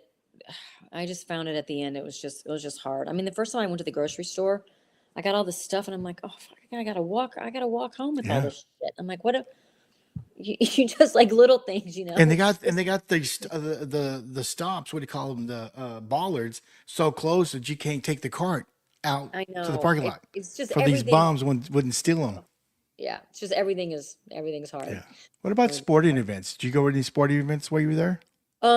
Yeah, I went to some hockey games. Which one? Islanders, Rangers? I went to a Rangers Islanders game. Okay, hold on a second. Let me put my dog up in this chair. Okay. Here. Okay, he doesn't want to. He's like, Mama, get me. Now he's just gonna bark. Mm-hmm. He's been psychotic today, the dog. I went to a huge fight broke out at the Rangers Islanders game. I swear to God, they had somebody did something to somebody, it's a huge rivalry. Somebody broke somebody's leg, and so they're chanting this name of the guy who played like 10 years ago, and then this one idiot guy had an Islanders jersey on in the stands, and I thought they were going to light him on fire. I'm like, it's really, really not smart to wear this jersey. Do you want up there? All right. I'm not going to let me get him. He's going to get him. So, well, I was lucky. Well, it was there a couple of years when they had the New York Marathon. And back then they started on Staten Island and they ran across the Verrazano Bridge into Bay Ridge where I was. So I watched the first one. when I was there, and I called my mom immediately after they passed me. I said, "Hey, Mom, I saw more people run past me than the population of Plainview because it was like 35,000 runners at that In like a time. block, you saw that. Yeah. Yeah, Yeah. yeah. Yeah. We used to have It a was- party. They would run, I think they ran down first or second. Yeah, they I don't would. Yeah, remember. everybody would have parties. Yeah, it was really fun. It was really fun. Oh, what about the Cool place. pizza? Man, I love their pizzas. You can't. It's so good. Like any place you go on the street. There was a place in the Village on Bleecker Street called John's. It's still there. Some of the best pizza ever. Yeah, It's been I've there. had Chicago. The what is it called? The Deep dish. deep dish. Yeah. It's okay. No, nothing beats the New York pizza. And then Oh no, there's it's one, good. and I went 2 years ago when I went to New York to Ferrara's down in Little Italy. Ferrara's, it's a bakery place. Oh my God, it's Oh yeah. cannolis. Forget about it. They're Okay, good. this is a question for both of you. What makes New York pizza so good? It's the water. It's the what water. it's the water. Same thing with the bagel. Same thing It's with the water in the bagel. It's water. in So, New York. so it's the dough. It's the It's the flavor dough. of the dough. It's the water. Yeah. Yeah, Plus, it's the you know, crust. there's But any huge place you go, slices. it's Yeah. good. It's huge slices and you fold it up. I never Right. folded mine up, but you fold it up and you eat You it. fold it up. You got to fold it. You got to Yeah. fold it. Yeah. You got to Yeah, fold yeah, it, and you can and then you let the grease drip off of it. You know. Yes. So good. Absolutely, man. I gosh. gained a few pounds when I was there. I have a client who, well, right now she's currently in Port Townsend, Washington, but was in New York, and she was like, Lisa, there is now a gluten-free bagel shop that is so good. I'm like, oh my God, buy some and freeze them and ship them to me. Yeah. No. You think we have some decent bagels here, but it's not the same. I There don't was know. a place in Must be- Spring where I lived near in north of what is it, Willowbrook Mall, and it was owned by some people from Queens, and they would ship the dough from Queens to there. So I mean, Wow. I always bought their bagels. Yeah. Paid a little bit more, but it was worth it. But Yeah. they closed. They're not around anymore because I was going to get some more about I So 2 don't know. years It must, ago. it must be the water. Yeah. I don't know. Yeah. Hmm. No, I think I saw that on one of the cooking channels that is about the water. Oh, and Andrew Zimmern. Going back to your job, this is a two-part question. What was the most stressful part of your job, and what was the most fun part of your job? Oh, market was the most fun. Market was so fun. Like I had the in-house account. So I had like Macy's, New York, New Jersey. I had Bloomingdale's. I had a lot of the New York accounts. And so market week was just a huge party. People would just come. You had appointments all day long. People would just come and look at the line, you know, and just it was a lot of work, but it was awesome. So much fun. Work during the day, partied at night. Oh, Yeah, he just partied all day, really. It was Yeah, just, yeah, I mean, yeah. it was the 80s, you know, we were doing a Yeah. lot of stuff. It was the 80s in New York. It was fun. It was fun. You need It to snowed a say lot. more. It snowed a lot. lot even in the summer. It did. It did. Yeah, it did. There's a lot of that going on. Okay, so Yeah. what was the most stressful part? You know, just I mean, just being young, you know, just being young. I mean, I was only 20, maybe 25, 26 when I lived there, 20, you know.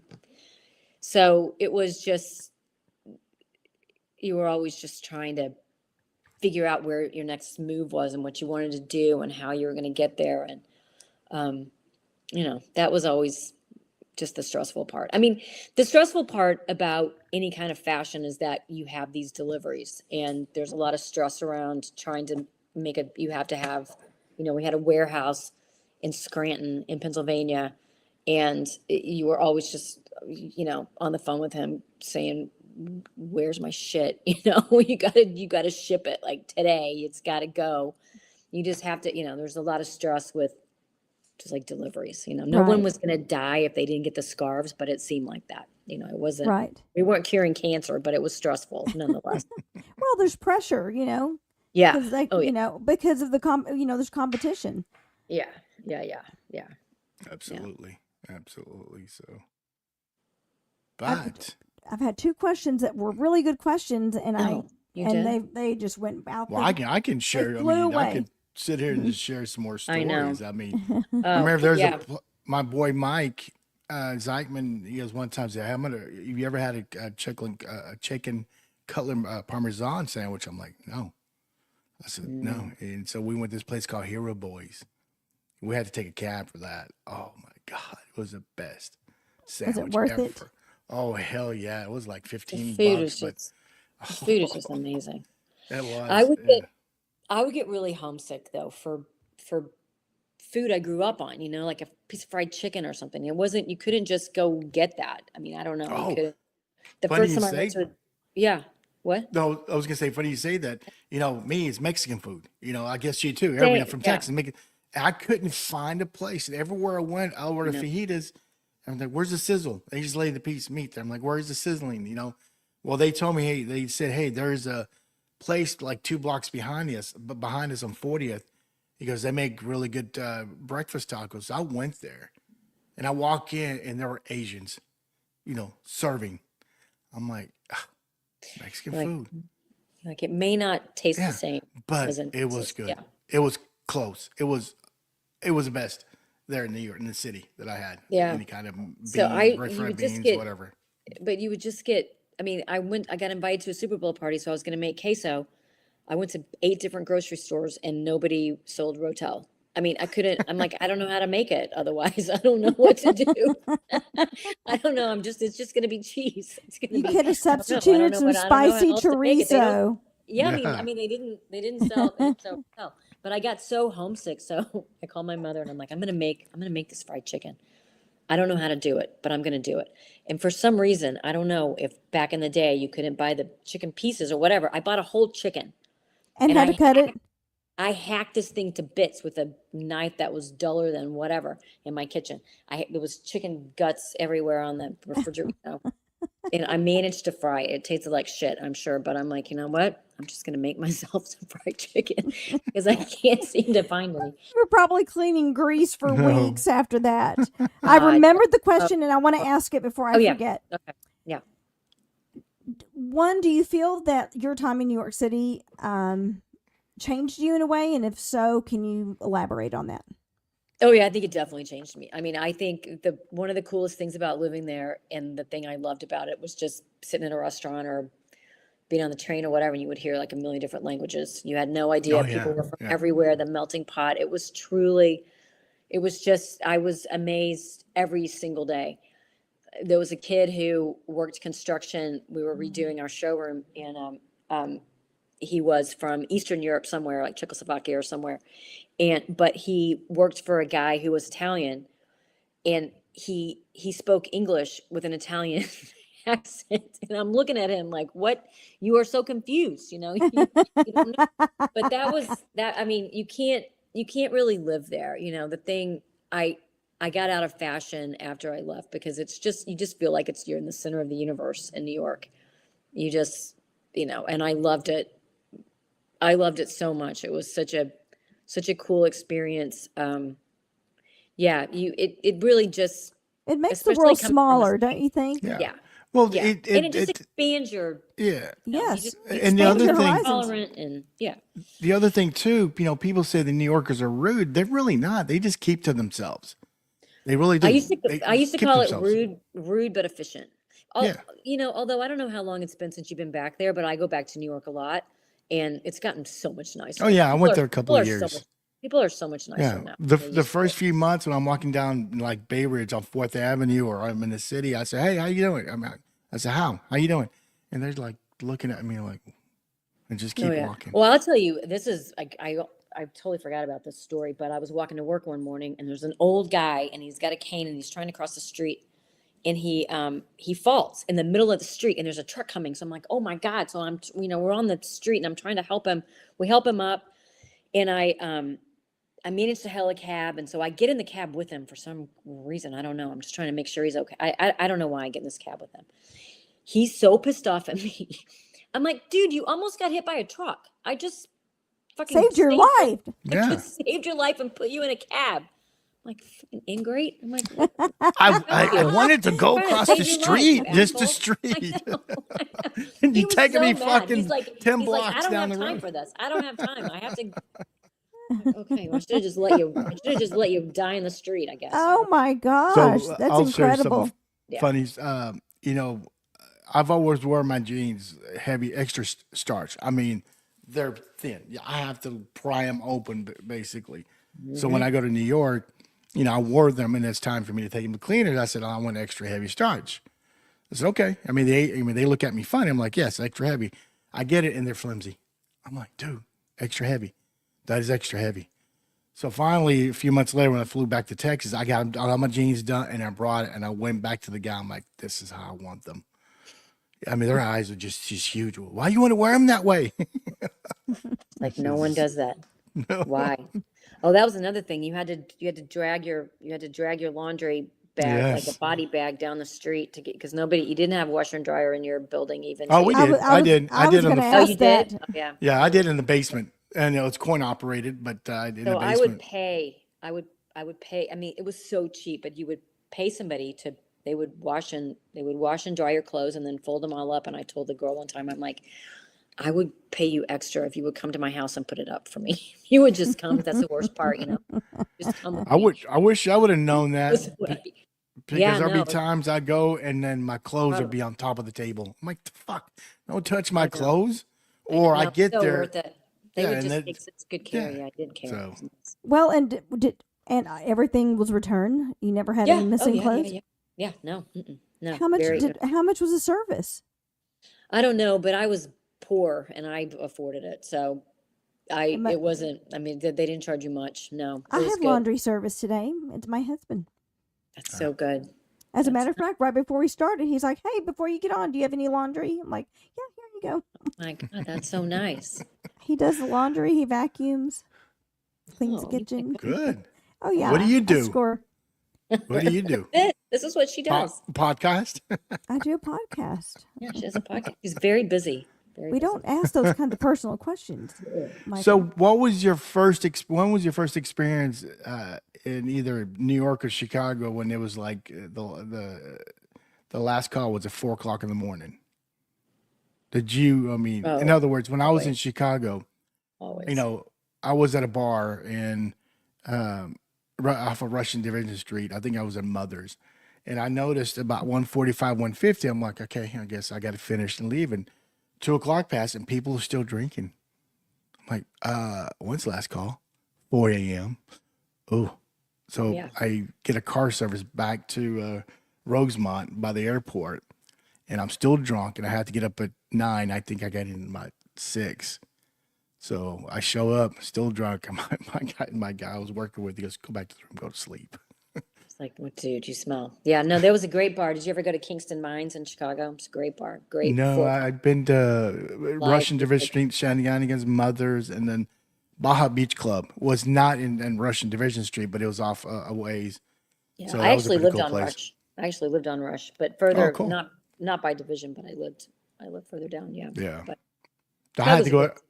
I had to go to Mother's because, you know, that was there was always a scene in About Last Night. You know, they hung out at Mother's in that movie, so I had to go there. And I told you, Carrie told me to go to Shenanigans, and I went to that one. So I guess she was dating a guy there. Oh, was he either New York or Chicago? I keep forgetting. But anyway, Chicago. Yeah, so she told me to go there because I think a boyfriend either owned the bar or he was a bartender. Yeah. Tim, I would imagine your transition to Chicago was so much easier since you'd already experienced New York. Yeah, it was. I mean, it was years later. Yeah, Chicago's just a much different feel. I mean, plus I was older, it was Chicago. You just got a little breathing room. You know, you got a little green space. You got a little, you know, New York. You're the minute you walk on the street, there's like 4,000 people in your face. You're like, oh my God, I just need you to don't touch me. You know, I mean, it's very like New York can be very, very like claustrophobic. In Chicago, Chicago didn't feel that way, but I didn't work in the city in Chicago. I worked in the suburbs, so I was in my car a lot. Okay. Did you ever take the L train? No, I didn't really, because I had a car. You know, I didn't take the train much. My friends made fun of me. They're like, "You don't know where anything is in the city." I'm like, "I know. People come get me, or I drive somewhere." You know, I don't know. I didn't really know Chicago, not nearly as well as I did New York. How long were you there? Sorry. About 3 years. About the same. About 3 years. Okay. Back to New York. Did you ever go to Coney Island or the beaches there? I did not. I never got to Coney Island. Mm-mm. Yeah, No, we went there. The original no. Nathan's hot dog. Oof, Yeah, good. Yeah. yeah. She And No, worked I and never. partied. Yeah, yeah. No, we had a lot of we had a lot of fun, but You should have fun during that time, you know. right. Oh, I Oh, I remembered the other question. I have to okay. ask it. Yeah. So we were talking about stress and all that, and you said, you know, just being young was stressful, and that sparks something in me. You know, you watch all these movies like, um, the Brat Pack or whatever. Uh-huh. It just seems like maybe this is just the way Hollywood has portrayed it, but people living in like New York City, if you're in your 20s, there's this angst. You know, everybody's single. You're not wanting to be single. You know, it's just this youthful angst that exists in living in these Yeah. big cities. But, you know, it's Yeah. depicted that way. Do you feel like that's an accurate depiction? Oh yeah, I do. I do. I think it's, I mean, I think anytime you're, no matter where you are, maybe, I don't, maybe it was just that time. I mean, I feel like it's anywhere you are, you're young, you're trying to, always try to get to the next step, trying to figure Yeah. out what you're going to do, who you're going to be with, you're going to meet somebody, it's very, all those like transition times in your life are very stressful. You're I hate, trying to I hate figure to out say who you are. this, but I feel that one night stands were accepted in living in New York. Or anywhere really in the 80s. Anywhere. Well, I thought more New York for me, but anyway. Probably. Uh, I mean, in the city, it's just easier, you never, oh, and then in other there's just words, more because it's people, like there's more people. here, they want you to call. They expect you to call them. And in New York is like, no, don't call me. No, I don't want to have lunch with you. Go. Bye. Yeah. But Yeah, from no, I what think I, that's probably, I think there's just, I think there's just more, there's just more people there. So you got more, mm, you got different kinds of people, you've got, it's just way more people. I think yeah. that's probably it. But yeah, I think that's always the angst of those Yeah. transition Do you periods ever in. wonder, did you ever see like any sets, like TV or movie sets, when just walking around or I saw I several. I tried really, really hard to find out where they were shooting. Uh, oh, Chris Noth. Before he was on Sex and the City, Yes. he was in what's the show? The Yes, one yes, that's been yes. on forever, the Bong The Bong Bong show. detective one, Yeah. Law and Order. Yes, thank you. Oh my God. Yes. Yeah. So I would try to figure out where they were shooting that so I could go meet him because I thought he should meet me. Big. You wanted to meet Big? I did way before he was Mr. big. Big. Yeah. But so not when I lived there, but my friend and I were there a couple of years ago, and we were walking right outside of the Plaza Hotel, and they were shooting something we couldn't figure out what it was, and we were walking all around the scene, and then we see Queen Latifah get out of this SUV. So then we figured it was the Equalizer. So they were shooting part of the Equalizer, Nice. and my friend was filming it, and somebody came flying over, and they're like, "Yeah, no, you can't film this." She's like, "Oh, okay, sorry." She was just taking a video of what was happening. But Queen Oh, Latifah, literally, these guys did the same scene 10 times, saying the same stupid thing. He had the gun, like blah, blah, blah, whatever you say. yeah. It's like, I don't know how they do it. And then Queen Latifah gets out with her entourage in this SUV and walks and does the scene and then gets back in the SUV. Like she's done. Yeah. Like that's it. She did her thing. Well, I'll They tell did you the whole something. thing. Yeah. Living in New York, we don't get that much sun. So you get white. And even me being Hispanic, I was a lot lighter. And of course, when I wear my cowboy hat, I would hear people, "Is that Garth Brooks? Is that Garth?" And I would tell my buddies back in Lubbock that, and I'm like, "Shut the fuck up. They didn't think you were Like, Garth Brooks." I said, "I promise you they did." So they ended up playing a tournament in Long Island. So a couple of them stayed with me in Brooklyn. So we took a cab in the city and went to Planet Hollywood. And they walked out, and then I walked out, and then there was a line, and people going, "Garth Brooks, there's Garth Brooks." I'm like, "See, kiss my ass." all you got to do is wear a hat. I know, but I had the round face, like Garth Yeah. did back then. Yes. So yes. yes, and then Oh, that's I funny. missed the shooting, the filming of the Cowboy Way a few months because they shot it. They shot it a few months before I got there. So I always thought, man, if I was there wearing my hat, they probably could have seen me. Hey, you want to come in the scene? So it was Could have been like, in. yeah. We actually did try to. I did try to be an extra on Ghostbusters, the first one. I mean, obviously, nice. Back in the day, yeah. And we did go to the the set, but we didn't. I don't know if you had to try to be an extra, or whatever. We didn't. Do they have like an open call for extras or something? I can't remember exactly how it worked, or maybe we were just on the street. I can't really remember. It seems like we were there while they were shooting it, but I don't remember how that worked. Well, I don't know. We would just try to find things to do that were free, Yeah. Hey, one thing we forgot to ask, and I never went to Broadway shows. Did you ever go to any? I never went to any. Did you? Oh yeah. I mean, I didn't go to that many while I mean, I've been to a lot now, but it's one of my favorite things to do. But we would go. There's a place in Times Square that sells half price tickets, so you can go the day of the show and you can get half price tickets to all the shows that they have. The day of, they'll have seats, so you can do that. There was one in the World Trade Center. That was like the secret one. Everybody knew about the one in Times Square, but the one in the World Trade Center, that was kind of a secret one. So you could go there, but get discounted tickets. Yeah. You get half price tickets the day that you have to go the day of the show. Yeah. So like Saturday. Speaking of secret, I used to love going to Chumley's. It was a speakeasy bar. It was the first time I ever went to. Yeah, it's called Chumley's. I forgot where it was, but I mean, you literally need to know the address. It's just a number. You just walk in and there's the bar. It was pretty cool. I've traveled all over the world and I always Google speakeasies. Oh, it's nice. I love them. I love going to speakeasies. And this one had like 7 exits. Yeah, it is. And to experience speakeasies in other countries, like Iceland or, in Madrid. Oh, that's really cool. Yeah. Yeah. That's a good thing to do. Absolutely. Yeah. India. Really? You went to a speakeasy in India? Yeah. That's awesome. Yeah. Would you do you eat steaks there too? Just kidding. Hardy har. No. Really? Well, it's a speakeasy. It's a secret place. It must be getting late. Cusco, Peru. No, I mean, I don't know. I just like doing that because I like going to speakeasies, and it's like, okay, I'm in a country. That's a great idea. What is a speakeasy? What's the culture here? It's a lot of fun, and I mean, you get to experience all sorts of really interesting cocktails. Interesting, and see interesting, cool people. Well, I tried a lot also to get to the Letterman show, but I could never get in.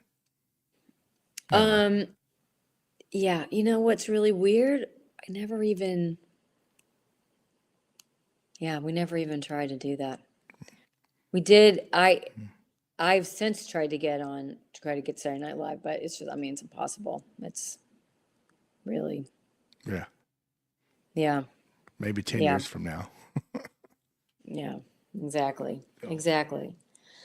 Well, Kim? This reminiscing's been amazing. Yeah. So fun. Yeah, it's been a year and a half. I mean, it's been a year and a half, about an hour and a half. So, yes, it's pretty cool. It's been great. I mean, hell, I could sit here and talk about New York for another hour. So. I know. You don't get back there much, though? You don't get back there? I went there a couple of years ago. I went. Yeah. Yeah. I mean, for a long time, I went after I left, I went back every 6 months or so. I was back there a lot. Now I try to go like once a year. I really love it. Go see a show and go to a great dinner and go shopping. Well, like you, when I left that New York, I left that industry too, and I started working in construction. So yeah, I left that. But we ever eat what's De Niro's restaurant? Shit. No, it probably wasn't there when I was there. Yeah. You and I were about 10 years apart there, I think. I was in 94. Yeah. So I left, you were in 94? Also not that much longer. Yeah, I probably left in 93. Yeah. Tribeca's. That was the name of the restaurant. Yeah. Very, very nice. So we'll have to sometime talk about Lisa's world travels. That sounds interesting. There you go. Yeah, we should do that. I love to travel. I'm moving to Spain, Kim. You are? Yeah, at the end of this year. Where in Spain? I love Spain so much. Well, our intentions all along have been to move to Logroño, which is it's in the region of La Rioja, which is northern Spain, close to Bilbao and San Sebastian. But we're in contact. We were there in September and rented an apartment, and there are not that many expats, but there's now a big influx of people, and they're not wanting to rent apartments to people. So that's an issue. And the couple that we hung out with said that's the reason that they bought an apartment sight unseen. Yeah. Because they had dogs and you could get a rental. So we're going to go back to where we were originally going to move to, and that's in Valencia, just to start out. I love love Valencia. Southern Spain. Yeah. I like Seville. My first time in Seville, I'm like, I could live here. I could live. I love the people. I love, except the fact they don't eat until 10 o'clock at night. I was starving every night. I'm like, please let me in this restaurant. I know. Why do you make me wait till 10 o'clock? But I love Spain. That's so exciting. I know. I love it there. Well, my mother's Spanish. My grandmother was from Barcelona. So, and my dad was French. So, that's one of the appeals. And my husband's a cyclist. So being in Logroño, we'd be close to La Vuelta or the Tour de France. So that was an incentive too. I have a really good friend here whose son lives in Spain. He married a Spanish girl, and so they're staying there. I don't know where they are exactly. I have to find out. I think maybe they're in Madrid. So, have you been to Madrid? I have, but I didn't spend any time there. I just flew there, and then we got on a train to Seville. Oh my gosh, Madrid is an amazing city. Yeah. Amazing city, but I could never live there. It's so big. It's so saturated, and it's like combining New York City and San Francisco together. Yeah, it's like that. Yeah. But it's spectacular. Yeah. So you know what? The challenge is going to be with Lisa being in Spain. What? When we do the show at 7, it's going to be 2 o'clock there in the morning. Well, it's just once a week. I'll have to, and because I'm still keeping my clients here, I won't work until the afternoon, so I can sleep till noon. There you go. Perfect. I'm going on a nomad visa. My husband's retiring, but I'm not. So we'll see how long that goes. Yeah, I'm excited. I'm super excited. That's awesome. Well, Kim, thank you. Thank you guys. This was fun. That was really fun. Yeah, it was great. When I first approached you, I know you were like, I don't know, but. I'm so glad you did. I can always talk about New York, though. Absolutely. Yeah. And Carrie, if you're watching, I know when you watch us, get her. on the show. I know. I told her. Kim's been on it twice. I know. So what are you doing? Come on. What are you doing? We'll get you, Christy Ade, Cheryl Susan Evans, Susan Martin. So come on. It'll be fun. It'll be fun. Yeah. Well, Kim, can we have your parting words? My parting words. Oh, I don't know. I was supposed to have parting words? Yeah. You didn't read the questions? I did, but I didn't really know what that meant.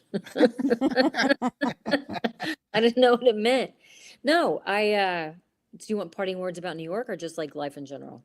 About being on the show. Being on the show. About being on the show? Oh, no, I love the show. It's so much fun. I love it. I mean, I loved it last time. It's really fun.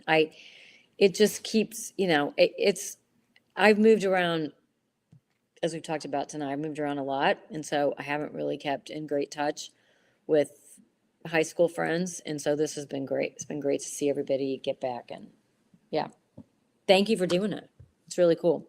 It's fun. Thank you. It's fun for us. Really is. Really we cool. really enjoy it. We get people like you on. So you're good people. You're good people. So yep. Right back at you. Well, Kim, you were always one of my favorite people in high school. I want to tell you that. Oh, you're so nice. I always just thought you were so pretty and so cool, and I just really, really, really liked you. And looked up to you, and it just thrills me that you've had these big experiences in your life. I definitely can appreciate all the precious moments we had growing up in a small town, but I wish more people would get out and travel if they could and experience the world, because it really expands your mind in ways that you could never fathom. And you realize that we're a small world and we're all connected. And that's the experience of living in a place like New York City. So kudos to you. We all have Bravo. We all have the same, when you look at it, it's easy, and we're in a time right now when, we're very divided, and but we have so much more in common, all of us. So much more in common. Absolutely. And if you don't get out of your little bubble, it's hard to know that somebody, just because they look different, talk different, have a different religion, we all have the same worries about our kids and all the same things. We're all way more similar than we are different. So, yeah, and that's 100%. Exactly the thing you learn when you 100%. I always encourage young people or anyone, if you can, you can travel. You can travel for cheap. You can save money, but get out and see other cultures, see the world, because it's an incredible paradigm shift. And I feel so fortunate and blessed that I've gotten to have that experience and wisdom. So me too. Yeah, it's good to have a soul sister on this show with me. Yeah, absolutely. It is. Thank you. And by the way, I used to buy my polo shirts from you when you were working that one store in the mall at South Plains Mall. Dom's. Was it? Yes. God. You worked there. I was at Hempel Wells. Yeah. Yeah, when you were at Dom's, I was at Hempel Wells because I was at Tech right behind you the year after. Yep. Mm-hmm. And then I worked at there's a little store on University. Carrie and I both worked at. The guy at Dom's, the manager at Dom's, went and worked at that store. Henry's, maybe? Henry's. I think it was Henry's. Right across from, like right on University. Carrie and I worked there. Remember the Goodwill store on on University? That was a great Goodwill store. Yeah. I bought all my clothes there. What about checkin? Oh, God. Wow. Now you're dating all of us. We got to go on that note. All right, Miss Kim. Thank you. Thanks, guys. Have a good evening, and hopefully you join us again. Good night. Yeah. Good night. Bye-bye. That was a lot of fun. I really enjoyed going back. I really enjoy her. Enjoyed, reminiscing with someone who lived there. That was pretty cool. I could have talked about many more for another hour. So it was a lot of fun. Cool. Yes, indeed. That was fabulous. It's always good to see her. Absolutely. Well, guys, next week we're going to have a couple of men that worked at Raglan's Western Wear. I forgot about Raglan's. Yeah. I have a hat. I'm actually going to wear a hat whenever the show, when we start the show. I think one of them was the owner, or I need the history on it, but Ronnie Raglan, we're going to have him, and I got to look it up real quick. The other gentleman who worked for 10 years, he didn't graduate from Plainview, but he worked there for 10 years. Jack Morris. Sorry, Jack. So we're going to have these two gentlemen. We're going to talk about the Raglan Jack days. Morris of Jack Morris Ford? I don't know. I don't think so. I don't know what if he's a coincidence. Junior. I know, right? Maybe it's Junior. And maybe it's Junior. Who knows? I don't know. Anyway, guys, it's another show. We finished. I think that was number 81. 81? Yes, it was 81. So anyway, go Knuckle to everyone.